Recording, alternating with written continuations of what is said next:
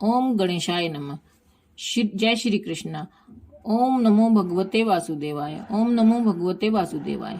श्री कार्तिक स्नान महात्म्य दूसरा अध्याय। श्री कृष्ण भगवान बोले, हे प्रिय, जब गुणवती ने राक्षस द्वारा अपने पिता और पति का मरना सुना तो दुखित हुई और रुदन करने लगी। हे स्वामी, हे पिता, आप मुझे छोड़कर कहाँ चले गए? मैं आपके बिना क्या करूं? अब मेरे भोजन वस्त्र का प्रबंध कौन करेगा? अब मैं किसकी शरण लूं? मैं विधवा हो गई हूँ। विधाता का मेरे ऊपर कोप हुआ है। मैं कैसे जीऊं?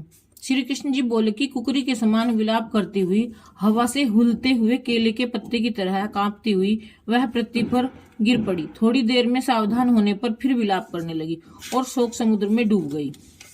उस गुणवती ने घर की सब वस्तुएं बेचकर यथाविधि से अपने पति की पारलौकिक क्रिया की और उसी नगरी में विष्णु भगवान की भक्ति में तत्पर होकर इंद्रियों को वश में कर शांति से रहने लगी और मरण तक एकादशी और कार्तिक मास के व्रत आदि करती रही।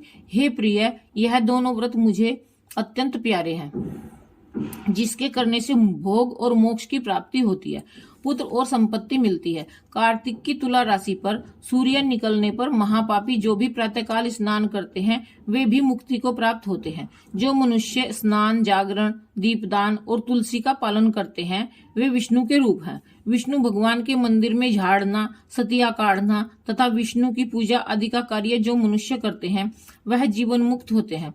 इस प्रकार वह गुणवती हरेक वर्ष कार्तिक व्रत और विष्णु भगवान का नित्य ही पूजन करती रही। एक समय वृद्धावस्था के कारण दुर्बल होने से, रोग और ज्वर से पीड़ित होने पर भी गंगा स्नान को गई। जो ही पानी में उतरी, जाड़े के मारे कांपने लगी।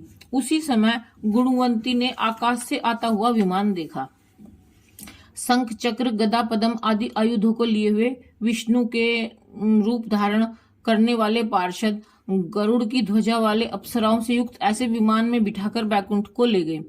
प्रदीप्त अग्नि के समान कीर्ति वाली गुणवती विमान में बैठी हुई कार्तिक व्रत के प्रभाव से मेरे पास आ गई। जब ब्रह्मादि देवताओं की प्रार्थना से मैं पृथ्वी पर आया तब वे गण भी मेरे साथ आए। हे भामिनी, यह सब यादव मेरे गण हैं और तुम्हारे पिता देव शर्मा भी इस जन्म में सत्राजित हुए और तुम्हारे पति चंद्र शर्मा इस जन्म में अक्रूर जी हैं। और हे देवी, तुम वही गुणवती हो जो कार्तिक के स्नान के प्रभाव से मेरे लिए अत्यंत प्रिय हो। तुमने तो मेरे मन मंदिर के सामने तुलसी का बगीचा लगाया, उसी से यह कल्प वृक्ष तुम्हारे आंगन में है। कार्तिक में जो पहले तुमने दीपदान किए हैं उसी फल से तुम्हारी सुंदर देह और घर में लक्ष्मी देवी का निवास है। जो संपूर्ण व्रत आदि पति स्वरूप भगवान को अर्पण किए थे, इसलिए तुम मेरी पत्नी बनी और तुमने जन्म पर्यंत तक जो कार्तिक व्रत उपवास किए, इससे तुम्हारा वियोग मुझसे कदापि नहीं होगा। इसी प्रकार कार्तिक में व्रत करने वाले तुम्हारे समान मेरे प्रिय होंगे। सूत जी बोले कि सत्यभामा जी अपने पूर्व जन्म का सब हाल जानकर बड़ी प्रसन्न हुई। जय श्री कृष्ण। ओम नमो भगवते वासुदेवाय। ओम नमो भगवते वासुदेवाय। ओम नमो भगवते वासुदेवाय।